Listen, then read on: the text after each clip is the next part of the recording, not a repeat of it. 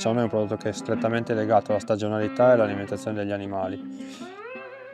Poi io ho fatto una scuola casearia, quindi ho una formazione anche tecnica, che però adesso con senno di poi, cioè con anni di mestiere, posso dire che mi è stata utile, la rifarei, però mi è utile perché in questo momento io ho la conoscenza della materia, nel senso che io ho imparato da mio papà a fare formaggi e mio papà o comunque le generazioni precedenti ti dicevano si è sempre fatto così, e questa derivava dalla conoscenza empirica, cioè dall'esperienza.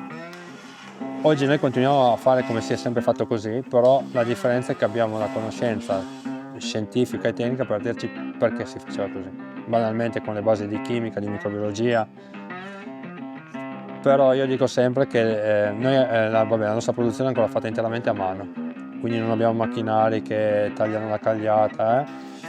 Logicamente sono cambiati gli strumenti perché è cambiato il mondo, le norme igieniche, quindi una volta si lavorava nel legno, oggi si lavora nella plastica perché è più lavabile, nell'inox, però i gesti che facciamo oggi sono gli stessi gesti che faceva mio padre e mio nonno 50-100 anni fa. Sono gli stessi gesti che abbiamo visto noi da bambino e che oggi continuiamo a fare, che i nostri figli stanno vedendo. Poi è cambiato il materiale che utilizziamo, è cambiato il mondo intorno a noi, sono cambiate un sacco di cose, però quella cosa lì è rimasta e a me piace che rimanga. Le ricette sono le stesse ricette, però diciamo che le quali non possono non tenere conto della variabile ambientale. E mi spiego meglio. Intanto cambia, per esempio, fare un formaggio in Valle Stura o in Valle Po, dove c'è il Monviso a 2 passi, c'è un'umidità completamente diversa. E poi noi abbiamo un clima che è diverso.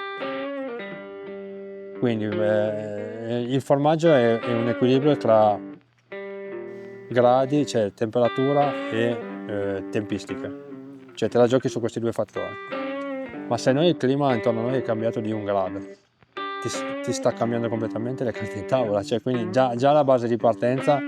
E infatti io torno a dire che la formazione mi è venuta utile proprio su questo, cioè il mestiere lo fai sul campo, però quando tu hai le conoscenze sai e poi hai l'elasticità mentale di dirti ok, stanno cambiando dei fattori intorno a me e hai una determinata conoscenza, allora lì puoi andartela a giocare per rimanere, diciamo, al passo coi tempi.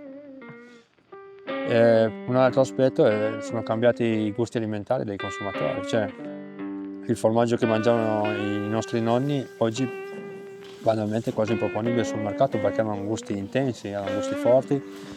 Non è che oggi non è più il consumatore quello, ma si è ridotto di molto la percentuale, oggi si hanno gusti più dolci, anche questo devi saperti poi un po' barcamenare in questo mondo qua che è fatto di ambiente che cambia, di consumi, di usi, consumi che cambiano e cercare di rimanere un po' aggiornato, partendo sempre, almeno la mia base principale è sempre la mia radice, cioè da dove vengo, quali sono stati i miei insegnamenti.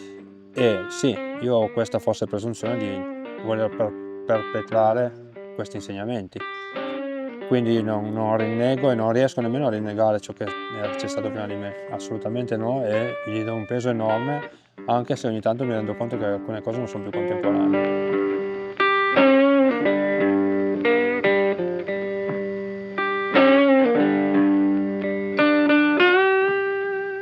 Il nostro rapporto con la clientela è cambiato col tempo per il semplice fatto che io sto notando che si sta radicando uno zoccolo duro di clienti, ma proprio perché c'è questo rapporto che va oltre al prodotto. Cioè, io sto notando che tante persone vengono e tornano perché col tempo, perché non è una cosa immediata, forse perché noi, non so se giustamente o non giustamente, noi siamo allevatori e non siamo comunicatori, quindi magari non siamo nemmeno così bravi a comunicarlo, però io penso che sia un po' come coi figli, cioè la vera comunicazione è l'esempio. E chi ci conosce oramai da qualche tempo ha capito che tutte queste cose che stiamo dicendo sono reali, cioè non è un raccontare qualcosa, è farlo.